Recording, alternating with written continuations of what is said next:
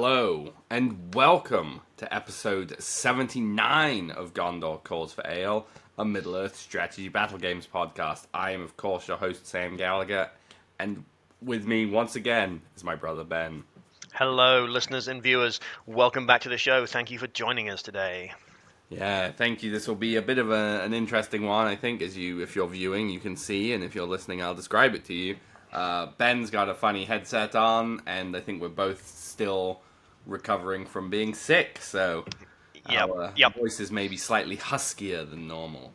I left my good microphone at my other recording location, so hopefully the audio quality from this headset is better than the audio quality from my laptop.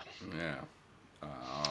Well, apart from husky voices and missing microphones, Ben, do you want to tell the listener? I was going to say what we're talking about this episode, which is a bit of a shame because that was a beautiful transition. But instead, you're going to have to tell me what you're drinking. Well, Sam, for this episode, I have myself a Rots Grog. It's finger eating good. Probably should be finger drinking. Finger drinking good? I was going to go finger licking good. No, I picked up what you were putting down, but... Yeah. Rod eats fingies, phalanges, if you will. Well. All right, Sam, so that's what I'm having for this episode. What are you drinking this episode? Well, Ben, I'm having a banner beer, a standard beer, if you will, that is causing a lot of controversy currently. Groan. Nicely done. Nicely done. All right, well, now that that's over, we can move on into what we're actually talking about in this episode. Ben, do you want to give the viewer, give the listener a little rundown of what this episode is all about?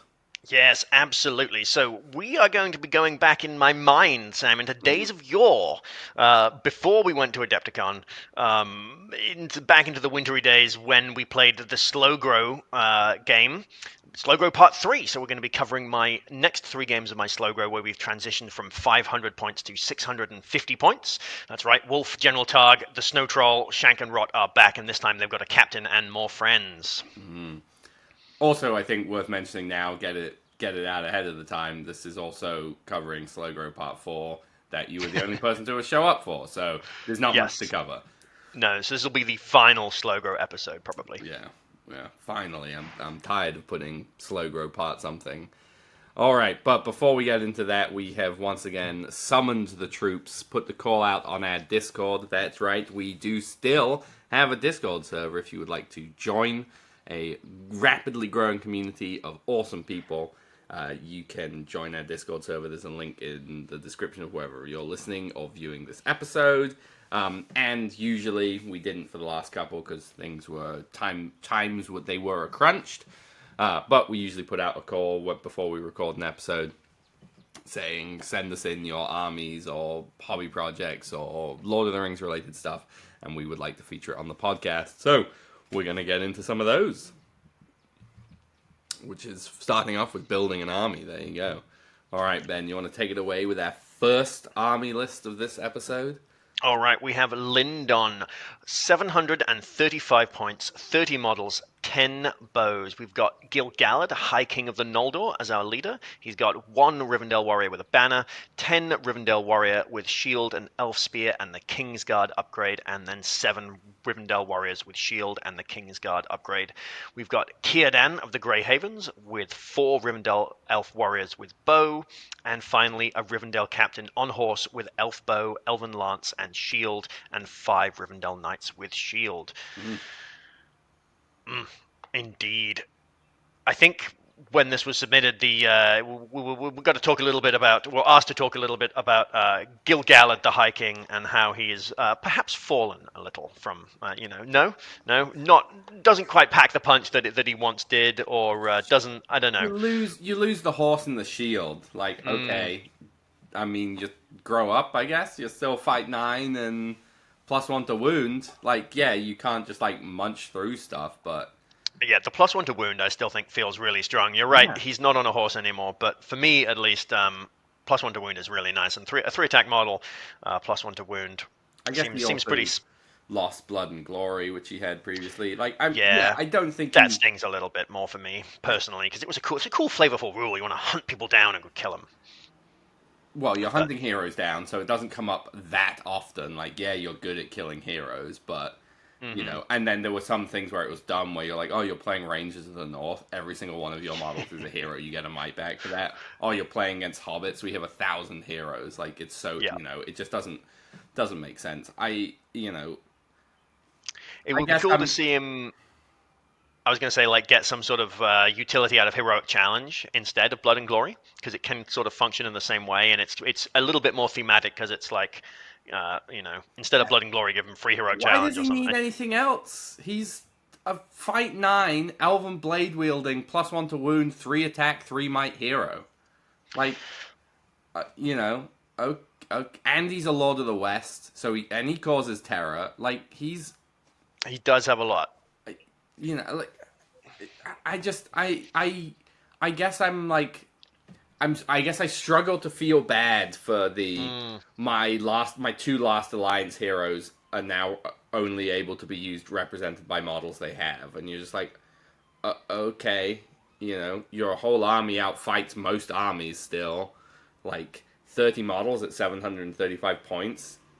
You're playing 15 points less than my Defenders of the Hornburg army, and have like one model less than I do.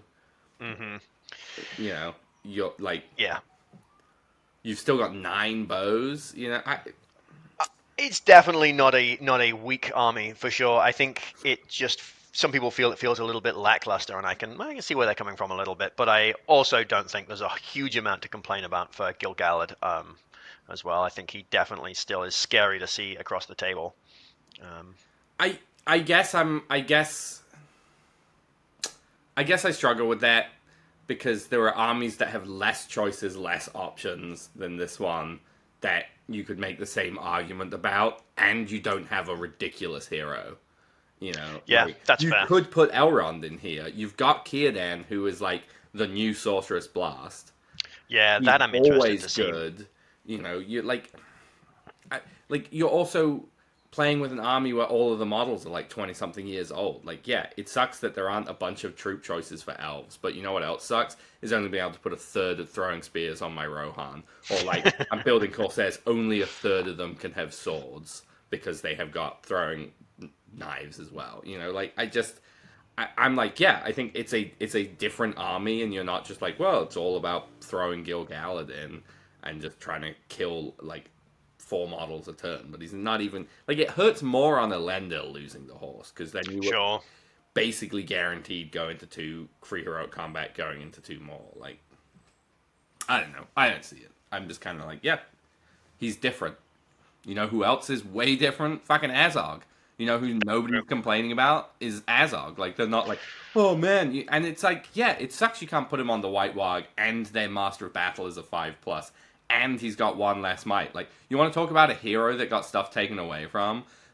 Your elf lords who lost a horse and a shield, like, is not the one to complain about, I don't think. But there you go. Well, That's my take on it. I think this is a that's cool list. Sam's take on Lyndon. Should we move on to the next army list, Sam? Yeah, I don't even know what the special rules of this army do, but I do think this list looks cool, and it's probably very good. Speaking of, Speaking of Azog, yeah, here we go. Army of Gundabad, 750 points, 34 models.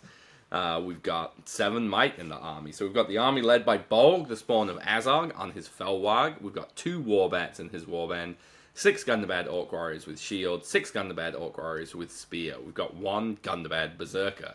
Then in Warband 2, we've got 5 Gundabad Orc Warriors with Shield, 5 Gundabad Orc Warriors with Spear, 1 Gundabad Troll with Scythe Gauntlets. And finally, we've got a Goblin Mercenary Captain leading 5 Goblin Mercenaries. What do you think, Ben? I want to see these two lists play against each other. I think Gil-galad has to choose to deal with Bolg or the Troll. But anyway, that aside, I really like this list. I think the Troll is awesome. The Scythe Gauntlet Troll, 4 attacks, just wading into troops is a great time. Having put him on the board, I love him. Yeah. He can die a little easily if you're not careful. 4 wounds is nice, but he still takes a little bit of babysitting. I mean, you played him and you played him wrong, so I'm not actually did. sure what the Scythe Gauntlets do anymore. I'm not sure if it's +1. No, I played them as +1 to wound. wound, which they're not. It's +1 attack, so he's 4 attack, Yeah. 4 attack troll. Yeah, I like this. I like the choice of no banner in Gundabad. I think, I think you just play the game. Like, yes, currently there are a lot of banner missions out there, or there are like two, Hmm. whatever, two or three. So 50 or 60 or 20, whatever, third. Anyway, doesn't matter. Fair A third number of of them. banner missions, but you just play a different game. You just kill the banner, and like, yeah, you might run into people who are like, oh, well, I see you don't have a banner. I'll just like hide mine, and you're like, well, that's one way to play a Yeah. game, I guess. But then the other one is if you only have one banner, and it's like every other turn you're getting your entire army is getting rerolls. Like that feels pretty good. And if you're hiding your banner, you're not getting the benefit of the banner, i.e. Right, rerolls. exactly. That's Um, plus, you've got 2 Warbats and Bolg and a Felwag to go banner hunting. yeah, that's true. Um, Even 2 Warbats and the Berserker just to run off on their own to go banner, on a yeah, flank of the banner siding could be fun. yeah. The Fellbats or the Warbats are the one thing that I'm unsure about in this list. Yeah, fair enough. I don't know what else I mean, you get you'd three put more in there. Berserkers. You could get 3 more Berserkers, but he's running low on Warband slots. Bolgs, I guess you could take the Warbats out and Right, put three the Berserkers in 2 Berserkers in Bolgs and then 1 with the Captain, because the Captain's got 1 Warband slot left. 12, 13, 14, 15. Yeah, or you shuffle one more. You shuffle one of the Gundabad's in for Sure, the so all captain. Berserkers are together. But Yeah.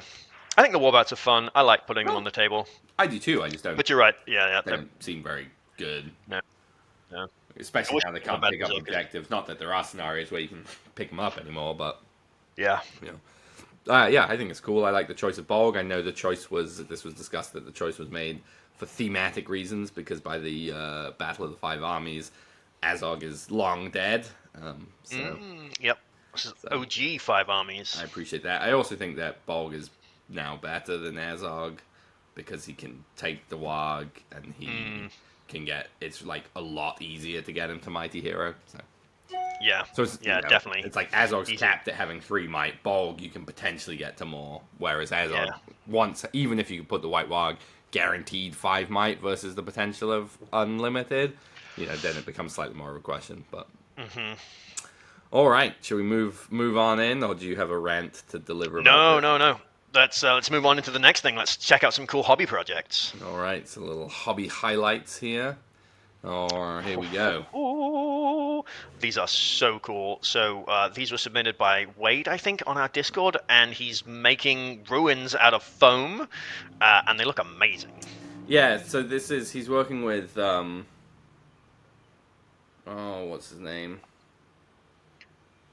One of the Two Towers, Albert from the Two Towers, I believe, and I can't remember what his name on Instagram is, but this is like part of he did a Kickstarter slice and slot, so the 3D print or the resin parts are 3D printed parts, and the idea is that you can you slice your foam and then these things slot in for complicated stuff like arches and it's so doorways and cool. stuff. So his previous one was a bunch of Gondorian arches and stuff, and this is a bit more doggle door. Yeah, the Doggle Dorans, I don't know, they look really nice. I think they're really well Yeah, done. these look super rad. He's done an awesome job with them. I think they'd look really great next to the GW Doggle Door Yeah. ruins if you wanted to like kit bash these or like have them on the same table together. You wouldn't be like, that's kind of weird. There were 2 architects in Doggle Yeah. Door.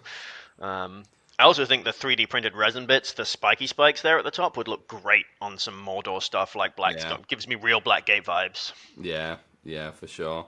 I think they're super cool, and I absolutely love handmade terrain, like from scratch, kind of in this style.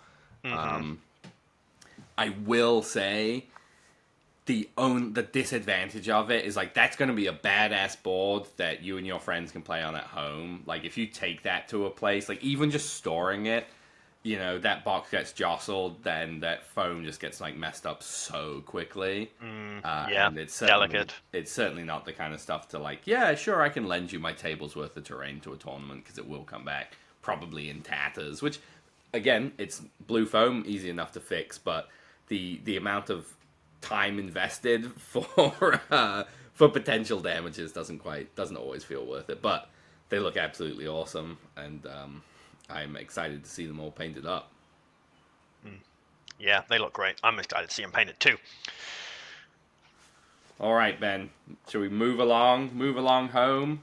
Let us indeed move along home, Sam. Although I will say now that it wouldn't be a Ben Gallagher slideshow if there weren't some errors. As you may have noticed, this says Slowgrow Part 2, 500 points, which is in fact incorrect. He's one job. He makes the slides. Can't even get it right. God, what is he even good for? I guess he's a fine second host.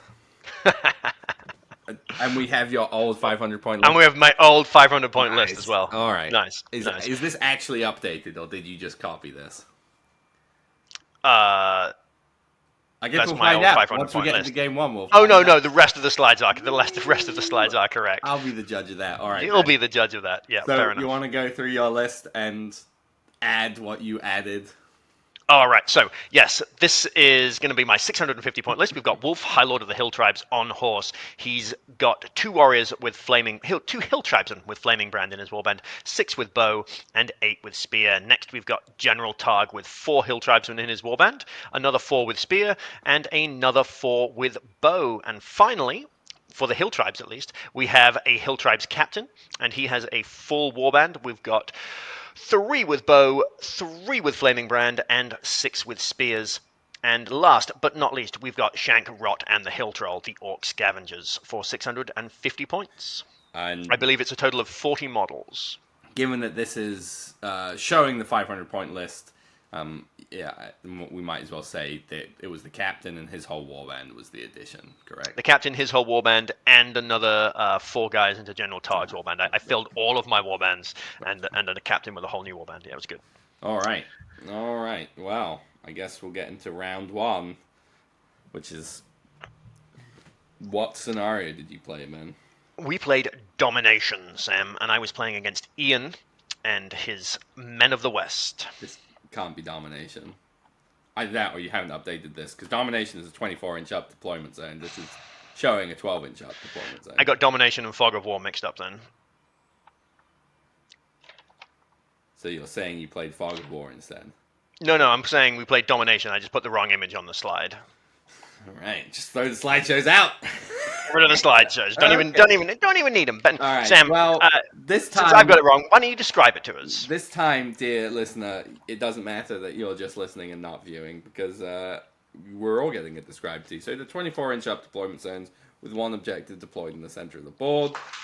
Players take it in turns, placing another 2 objectives apiece. I think that's correct, right? Yeah, that sounds right. Yep, 5 objectives. The game lasts until a turn in which one army has been reduced to 25% of its starting number. We have some scoring victory points. You score, for each objective marker, you score 1 victory point if you have more models within 3 than your opponent. If you have at least twice as many models as your opponent, instead you score 3. Sorry, within 3 inches, instead you score 2. If you were the only player to have models within 3, instead you score 3 victory points. You score 1 victory point if the enemy general is wounded during the game. If the enemy general is removed as a casualty, instead you score 2. You score 1 victory point if the enemy army is broken at the end of the game. If the enemy army is broken and yours is not, instead you score 3. Here we go. Now, the final test. Are these actually updated pictures? Yes, they are. So, as you can see, here is our deployment zones. I now question... I think I got the deployment for Domination right. We definitely got 5 objectives and we're deployed on 12-inch lines. So maybe Ian and I got the deployment wrong. Yeah, because I'm looking at Domination. I'm going to double check. This is the current book, and it's 24-inch up. Ah, interesting. Okay, interesting. So Ian and I deployed incorrectly. That's very interesting. So we've deployed 12 inches up. We're playing Domination. There are 5 objectives on the board. And we're playing in these old Osgiliath ruins. There's 2 ruins in the center, a bunch of ruins around the side, and it gives you 2 lanes, basically to the left and to the right of the center objective. So I set my bows up 50% in one lane, 50% in the other lane. Wolf, the Dunlanding Heroes behind, and the Snow Troll in my center line, so we can basically react to see where Ian goes. Ian takes first, or chooses to give me priority on turn 1. So I move up a little bit, keep my archers still, and he pushes everything down my right-hand flank. With a free march from LSR. I should say that his heroes are LSR and Aomer, both of them on horse. And so they push up down that flank. I choose to give Ian turn 2 priority, so he pushes further down that flank, and then we get into some blood on turn 2. Sam, if you want to take us into that slide. With my left flank open up, I've basically got free reign to his back objectives. If my hill tribesmen want to keep walking down that way, which they start doing down the left-hand flank there, my archers push forwards. We might contest the center objective as well a little bit. And Wolf's warband charges into the Gondorian battle lines, backed up by my snow troll, who has a bit of a rough showing, only gets 1 kill, wins his combat, only gets 1 kill, and doesn't manage to grab the spear behind him either, which is a little bit unfortunate. I do get 3 more kills elsewhere down the battle line and don't take any casualties, so a good first contact for the besiegers here.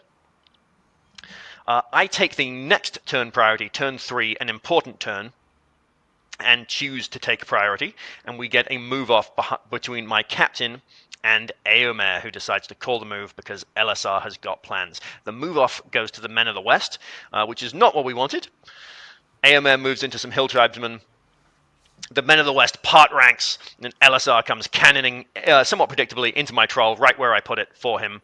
Unfortunately, my captain is now sort of stuck behind the troll. I elected not to call with me, but because of where everyone else was, he didn't have anywhere to go. So he's sort of stuck behind the troll. I shuffled warriors around later in an attempt to try and get some control zones to prevent Aragorn from heroic combating through my troll into my captain, but I was unsuccessful. So in the combat phase, Aragorn causes free heroic combat and declares that this heroic combat is for Frodo, Sam. So Aragorn is higher fight than my troll, and has to spend a point of might to win the fight against the troll, but then promptly decapitates the troll, rides into my captain, and at least 1 hill tribesman that was next to him as well, and kills him as well. I get 2 kills, plus 1 fight. Gotcha. I believe he 2-handed with Anduril as well when he went into the troll. He went all out into that troll. So I took a total of 9 casualties this turn, which was not great, but and my troll down, also not great. But all is not yet lost, Sam. You want to take us a few slides ahead, I think. There's the death of my troll to Aragorn. So Ian takes next turn priority, elects to give it to himself, and we get another move off between General Targ and, once again, Eomer. The move off goes to me this time, which is exactly what we needed. Tie up LSR, tie up Eomer, swamp his guys, get Wolf into combat, get Shank and Rot into combat, and basically start swamping the rest of the board elsewhere, because that's what I've got to do. Big piles of hill tribes, and we're mobbing the center objective at this point, and my guys who have run down the left-hand flank and are now mobbing one of Ian's back objectives. In the combat phase, Eomer calls a combat, LSR calls a combat, and LSR does not call a combat because I surrounded him with enough guys that he cannot combat. I think I gave him four guys to fight. And Rot calls a combat. So Eomer's combat goes first. Eomer kills some guys, goes and kills some more guys. Shank and Rot are both into 1 Men of the West. Probably them warriors of Minas Tirith. I think most of the warriors of Rohan were hanging out on the back objectives, which was nice for my Dunlanding guys back on those flanks. So Rot and Shank call their combat and go scooting around the flank. They go into this ruin to try and stay away from the horses. You can see there's a bunch of archers there, and there were some Men of the West in those archers, and that's where Shank and Rot head off into the Gondorian ruins. And I take another 8 casualties this turn and inflict another 2 casualties on the Men of the West, which brings us into our final turn, where I take priority and elect to give it to myself. We get a move off between Aragorn, who calls 1 for free, Eomer now being out of might, and General Targ gets to Master of Battle that move for free. So it's a move off between General Targ and LSR, and the move off goes to me, which is great. We once again tie up LSR and Eomer. Wolf goes into combat. General Targ goes into combat. Shank and Rot double down again. They're going to get some more kills this time. And we get into the combat phase where I call a combat with General Targ, with Wolf, and with Shank. So Wolf's combat goes first. He kills his guy, and then he rides off to the center objective to bring that dominant 3 over to the center to pip that objective to me. General Targ's combat goes next. He wins his combat and basically consolidates back to my objective. You can see here I am just within range of my objective and have successfully kept the men of the West away. And most importantly, most strategically, we get Shank and Rot's heroic combat. They score their combat, and then they each go into another Men of the West, where Rot proceeds to kill a Man of the West and finds a ring. And this game ends this turn. We end it on time. And it is a 9-8 victory to me. It would have been a tie, but for Rot finding that ring. Very nice. What a game. Super, super fun. Had a blast playing Ian, and look forward to the next one. Yeah, sounds like the troll continues to be exactly how it always is for you, Ben. Yeah, it was bait. It was hero bait. I wanted to pull the heroes in and bog them down, which is what happened. I'm not sure one turn where he kills a troll and the captain counts as bogging down, but yeah, I definitely did that badly. The captain being stuck behind the troll was not good. All right, into round 2.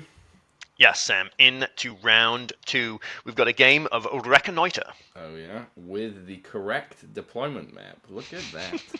So, because there are no deployment zones, because it's a Maelstrom mission, we have a game that lasts until a turn in which one army has been reduced to 25% of its starting number.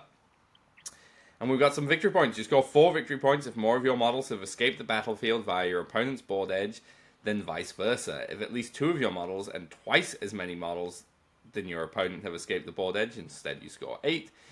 If at least 3 of your models and 3 times as many models than your opponent have escaped the board edge, instead you score 12. You score 1 victory point for each of your heroes that escapes the board to a maximum of 3. You score 1 victory point if the enemy general was wounded during the game.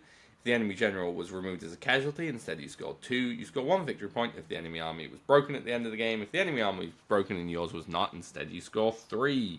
And we have some, it's not a Maelstrom mission, which is what I said, it's a reinforcement mission, where you still have table sides, and you roll a dice for each of your warband, and on a 1, 2, or 3, it doesn't arrive, but receives a +1 the next turn. On a 4+, it arrives and gets to walk on from the board edge. There we have it then. Who were you playing? What were they playing? What was the deal? All right, Sam. So I was playing against Truax, and I have done some reconnoiter of my own here. That is his actual given name. Truax is known up and down the coast of Maine in the gaming community. It's not just his online name. So if anyone other than me was curious, because I was curious, I was like, is that his real name? I feel like he must get asked this. Anyway, so that's his name. I was playing against Truax, and he was playing the Kingdom of Rohan, led by Eomer, backed up by Theodred, Eowyn, and a captain of Rohan, all a horse. Actually, no, I'm sorry. Eowyn's on foot with no war gear. The objective to die to boost up Eomer, I think, is his strategy here. And there is a contingent of Rohan warriors on foot with a mix of bows and throwing spears and warriors with sword and board. So we'll get right on into this one. I win priority and let Truax go first. Eomer comes on a 4, Theodred comes on a 4, and Eowyn and the captain are both off of the board. Wolf rolls a 3 and does not arrive. Targ rolls a 6. Captain rolls a 5. And Shank and Rot roll a 6 and are all on the table as well. All good there. Turn 2 goes to Truax, where he gives me priority. Wolf, once again, manages to roll a 2, the exact number he needs to not come on the board. And we push forwards. And I probably should have called a march at some point, but I wanted my whole army on the board. I should have just spent a point of Wolf's might off the bat, I think, just to get him on the table. But I was like, he'll surely come on next turn. It'll be okay. We'll call a march. We'll rush up the table. That's not what happened. Eowyn arrives this turn, and the captain rolls a 2 and has to spend 2 points of might. Rolls a 3 and has to spend a point of might to arrive on the turn, which is what Wolf should have done. So all of Rohan is on the board. Didn't the captain not arrive the last turn, and on a 3 it would be on? Oh, that makes sense. So he's rolled a 2, and that +1 for might. And I was like, why did he only spend 1 point of might to come on the board? No, Sam's paying attention. Nailed it. First try. First try. All right. My 1. I can zone out now. Just kidding. So from here, goes to turn 3. So far, nothing is happening. We're all just moving onto the board. Eomer and the cavalry are riding forwards, riding around my flanks. There's basically nothing I can do about them riding off the board, so I'm not even going to try, is what I came to with Eomer and the cavalry. I was hoping to lure Eomer into combat. Time down a bit. Turn 3, Truax chooses to give me priority again, where Wolf rolls a 1. the exact number he needs to not arrive on the board yet again. And at this point, I do spend the might to bring him on the table because I can't have him 4 turns behind the rest of my army. It was very aggravating, but sometimes that's just the way the cookie crumbles. Truax called a march with his captain this turn to get his foot soldiers up forwards into this nice little choke point between the woods. I'm just Sure. I'm just looking at it, and this looks like where the turn Wolford arrives, and Aomer, I assume, is off on that left-hand flank as we're looking at it. Yep. Is there a reason you didn't just bring Wolf and his full warband, directly on that side? Because I was planning on just ignoring them and running my whole army off the table because I've got enough flaming brands. I was like, I don't care if you get your cavalry off the board. If I get my flaming brands off the board, I'm going to win, and I just wanted to be in a clump. Okay, well, we'll see. Which, I think I mentioned this in one of our Adepticon episodes. I'm terrible at reconnoiter. It's not a scenario that I'm good at. Is the conclusion that I've come to after this game and then going to Adepticon. And spoiler alert, I'm about to lose this game. Solid. All right, so Wolf's on the board. His captain calls a march. Turn 4, Truax once again gets to choose, gives me priority, and my captain calls a march. And we push forwards into this sort of choke point between this wood and this hill. And somewhat surprisingly, he suicide charges his captain and a bunch of warriors of Rohan into my flank, tags a couple of my guys and charges one of them into Wolf as well, throwing a throwing spear on the way in and inflicting a wound. Wolf has to spend a point of fate but is unscathed, fortunately. We get into the combat phase where Wolf has to spend a point of might to win that fight against the rider, but then brings him down, and I kill a total of 5 warriors of Rohan and only take 1 casualty. So the cavalry charge is a true suicide charge. It's Theodred's warband.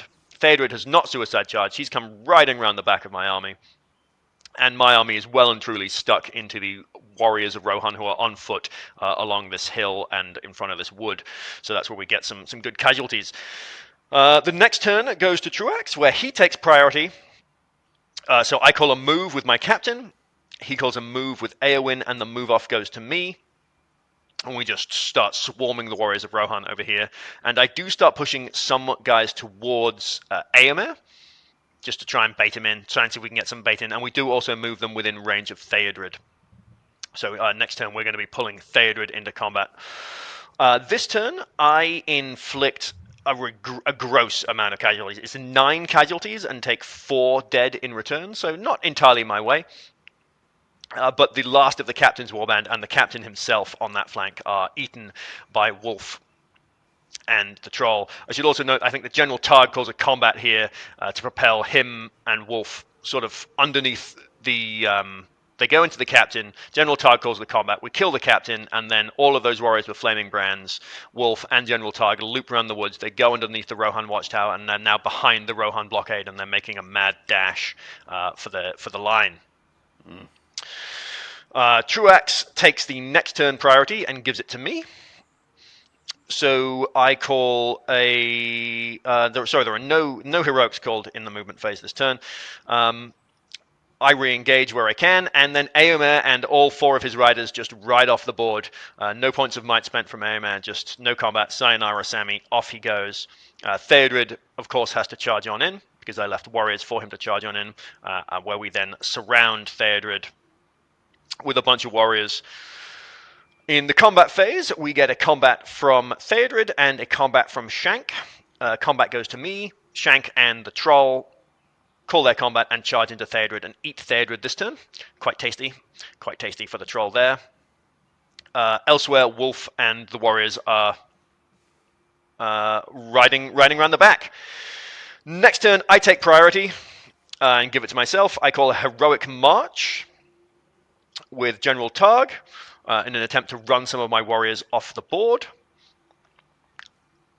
But I wasn't counting his bodies well enough, and there was actually a little bit of a miscommunication with this game.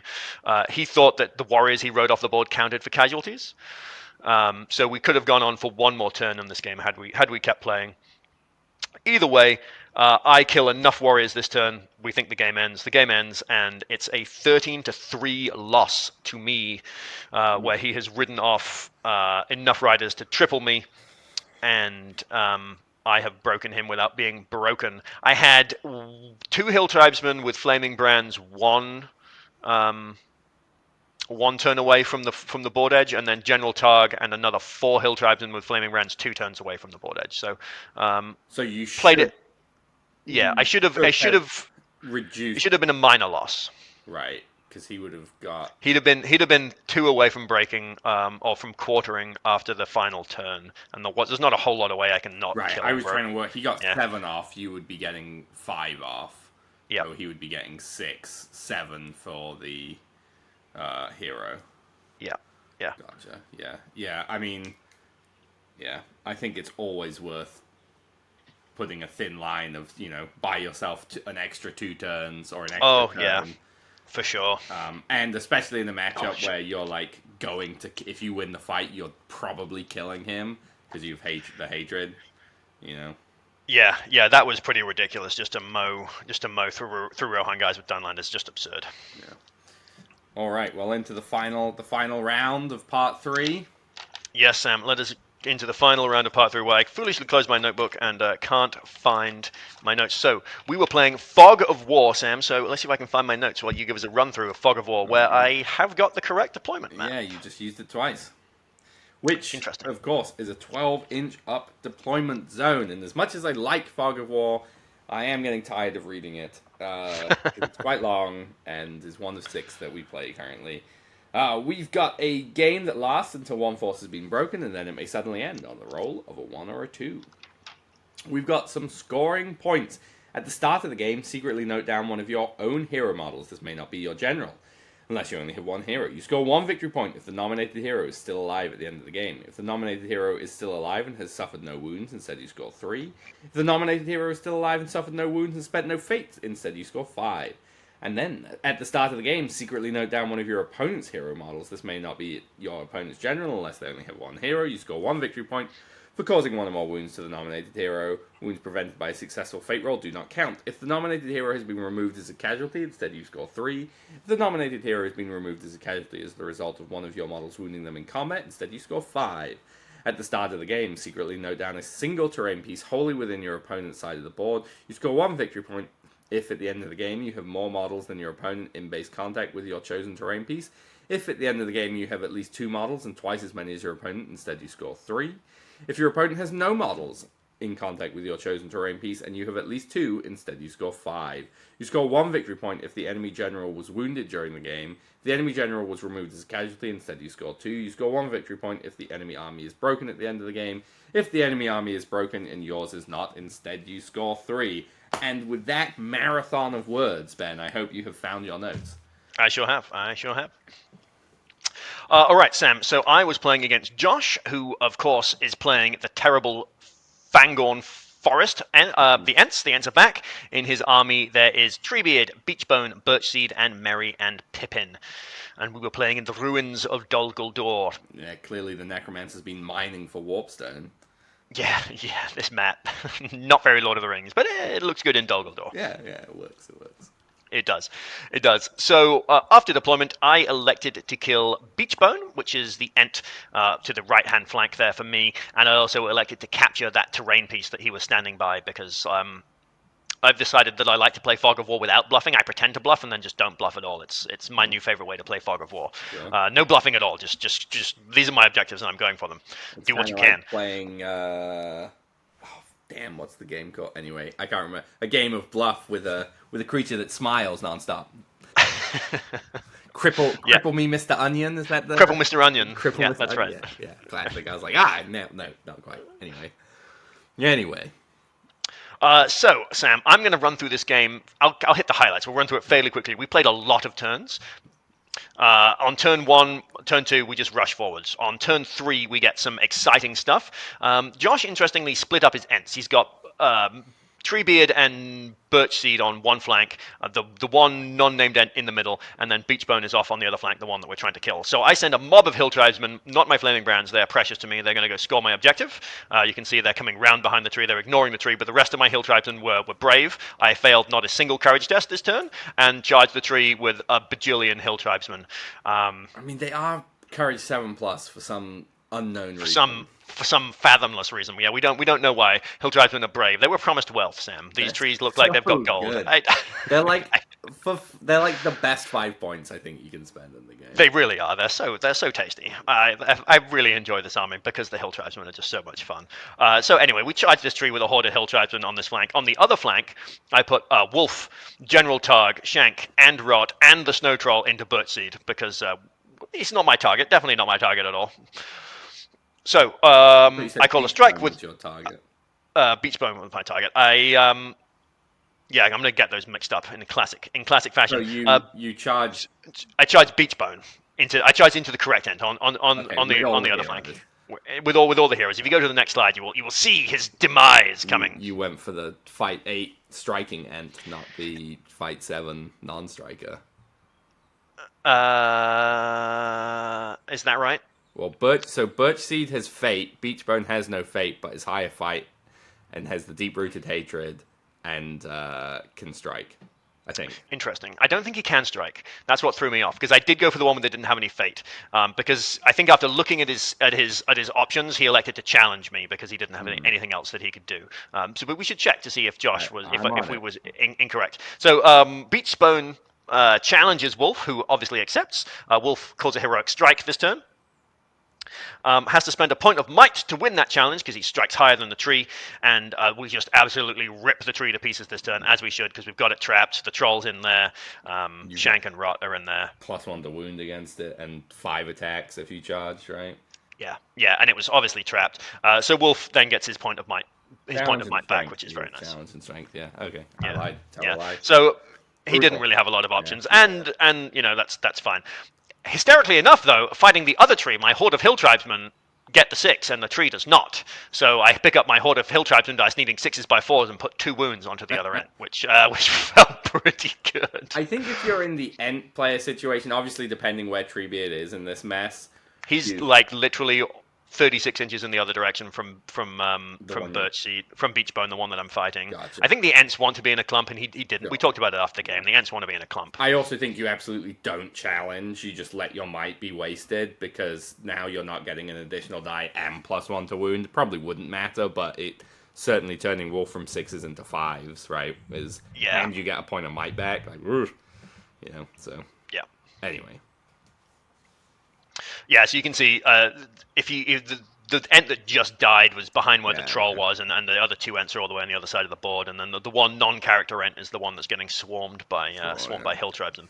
So I take the next turn priority, give it to myself, re-swarm the tree in the middle of the board. My heroes, having killed the one tree, head that way as well. What variety of tree was it? I knew you were going to ask me that, and I don't remember.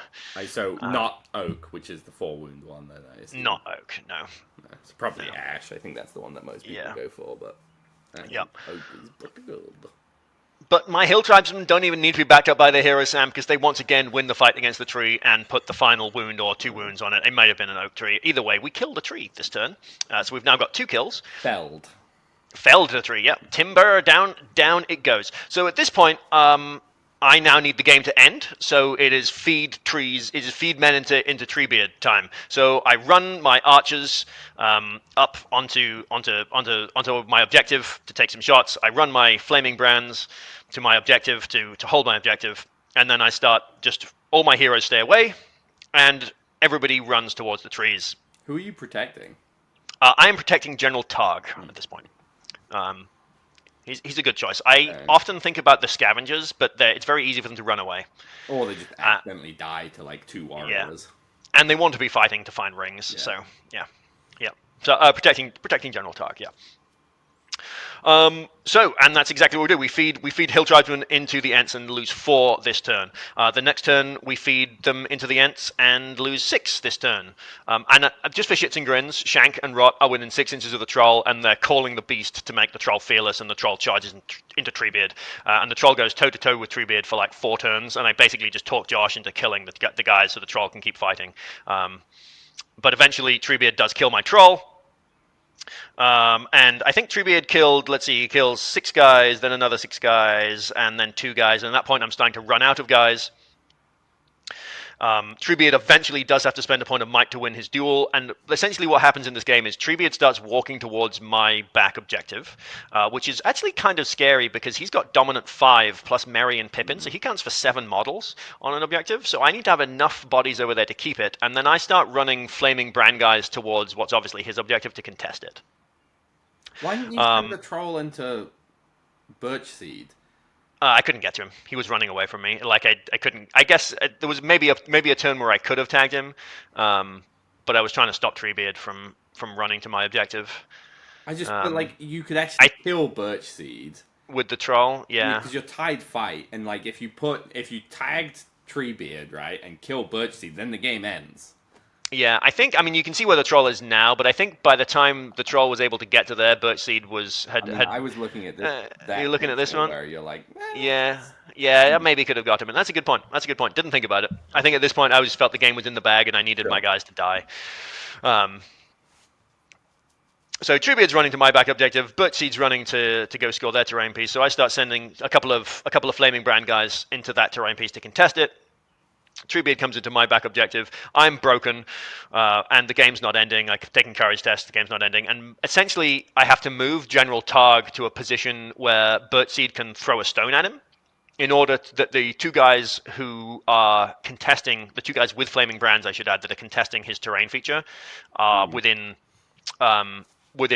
General Targ's stand fast, thank you. So Birchseed picks up a tree and pegs General Targ with the tree. General Targ fails both of his fate and takes a wound. Nice. Picks up a stone, sorry.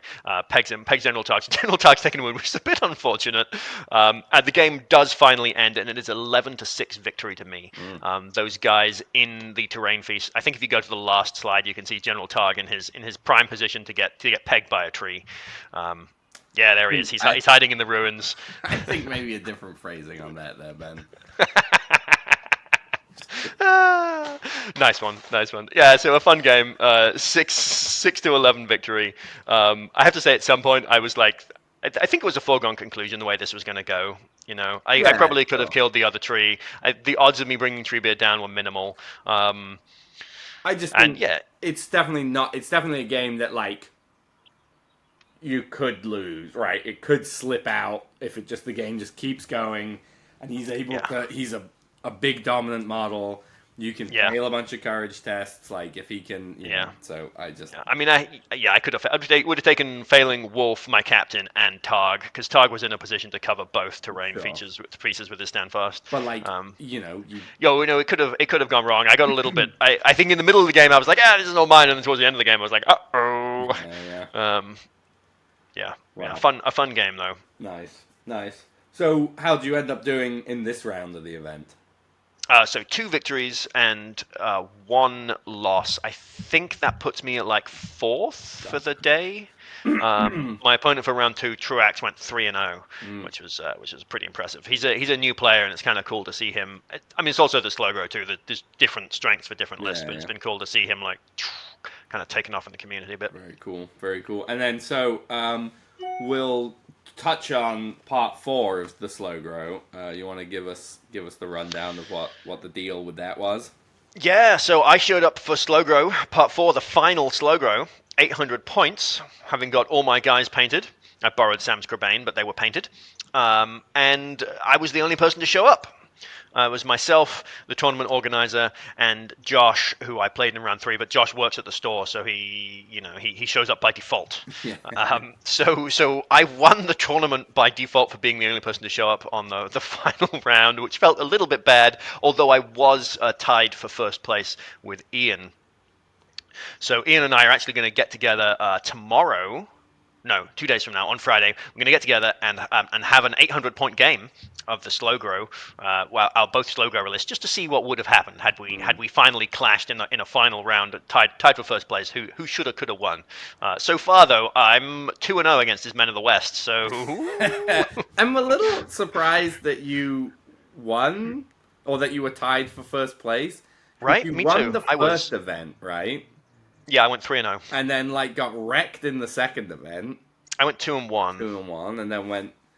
I went 1-2 in the second event, and then went 2-1. Yeah, I was very surprised. I think and my VP difference isn't that high.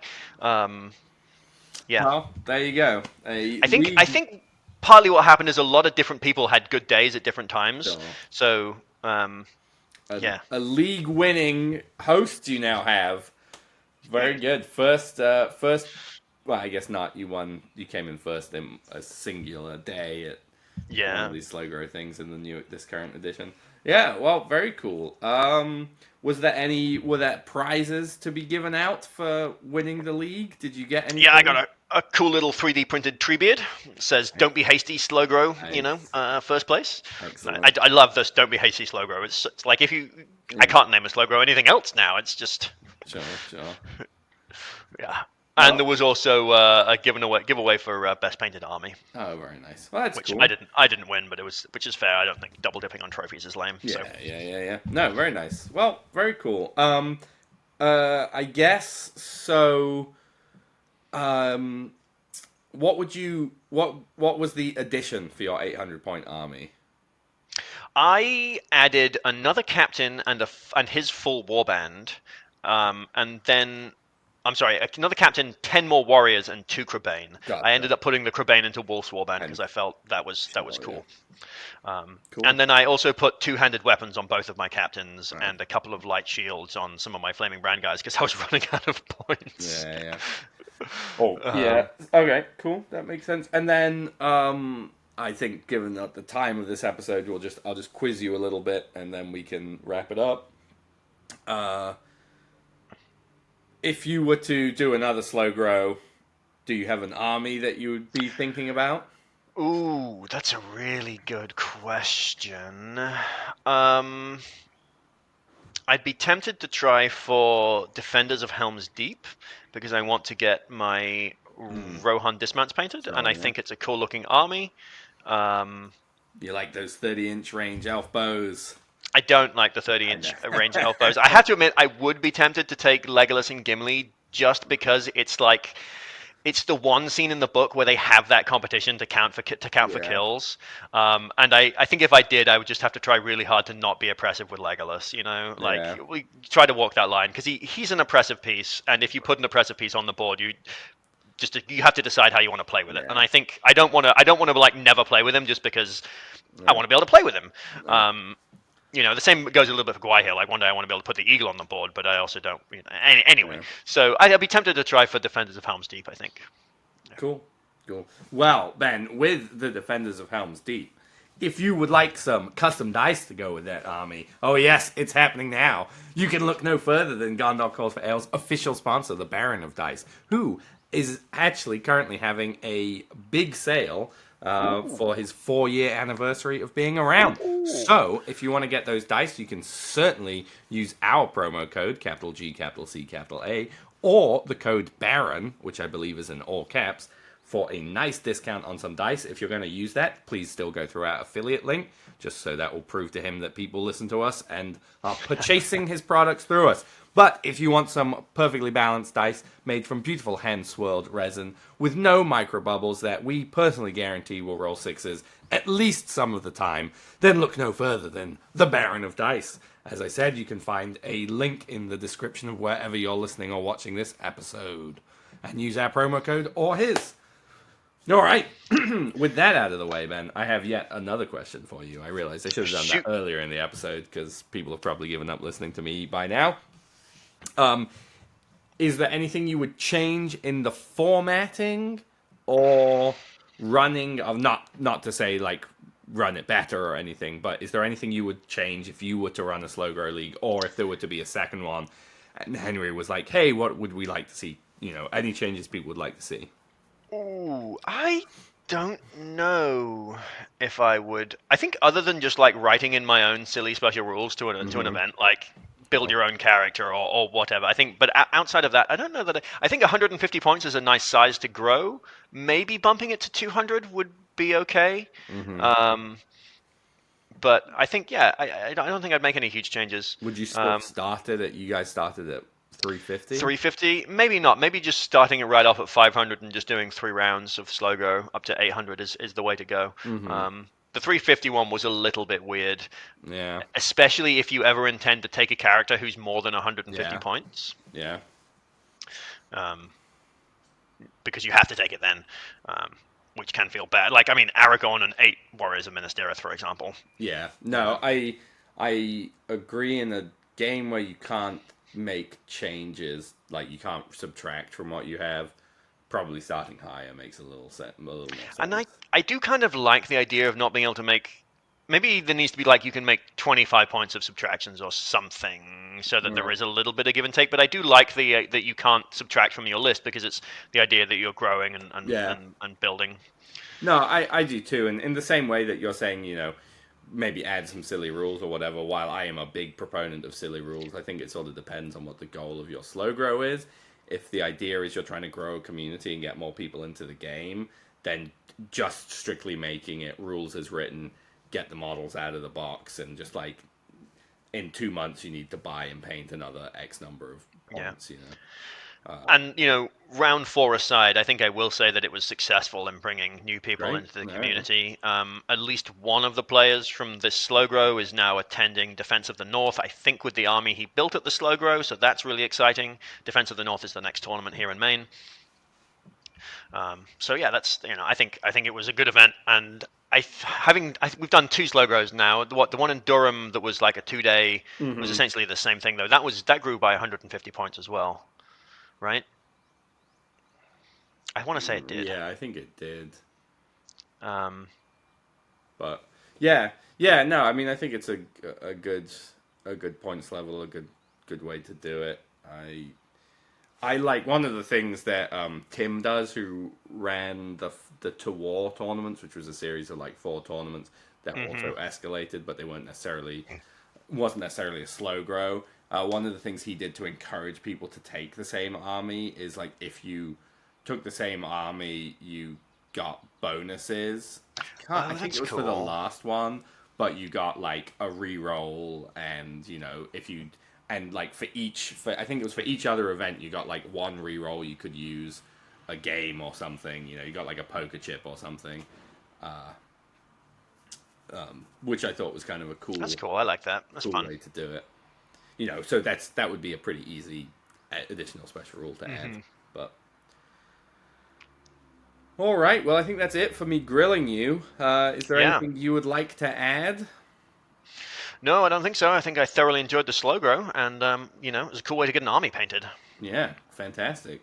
I will add one thing before we leave, which I should have looked up beforehand, which is, of course, our next hobby hang for our Patreons is on the 23rd of this month, which is not this coming Friday, but the following one, I believe. So still plenty of time to join our Patreon, which really helps us keep making these episodes. You can get access to some sweet half-pint episodes as well, and also join us for hobby hangs. So if that sounds interesting to you, definitely jump on over on the Patreon and join our Discord, and you can join us for some hobby hangs. Until next time, thank you for listening to Gondor Calls for Ale. We will be back in 2 short weeks.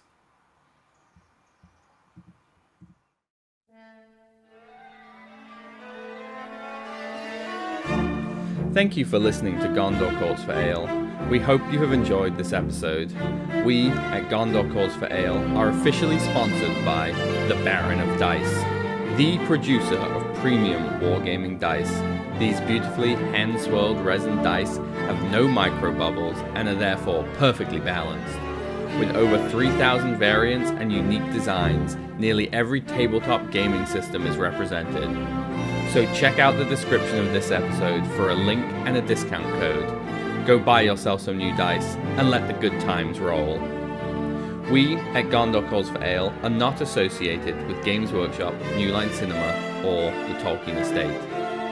We hope we have not misrepresented or offended anyone. These recordings are strictly recollections of games we've played and are not commentaries on the character or competence of our opponents. They are intended purely for entertainment, and we hope they will be taken as such. You can find us on Patreon, see the link in the description. Supporting Gondor Calls for Ale there helps us continue to produce these episodes. You can find us on Instagram at Gondor_calls_for_ale feel free to send us a message there. Or on Facebook as Gondor Calls for Ale, another great place to send us a message. Or you can send us an email at gondorcallsforale@gmail.com. As Boromir, captain of the White Tower, once said, remember today, listener, today this episode was good.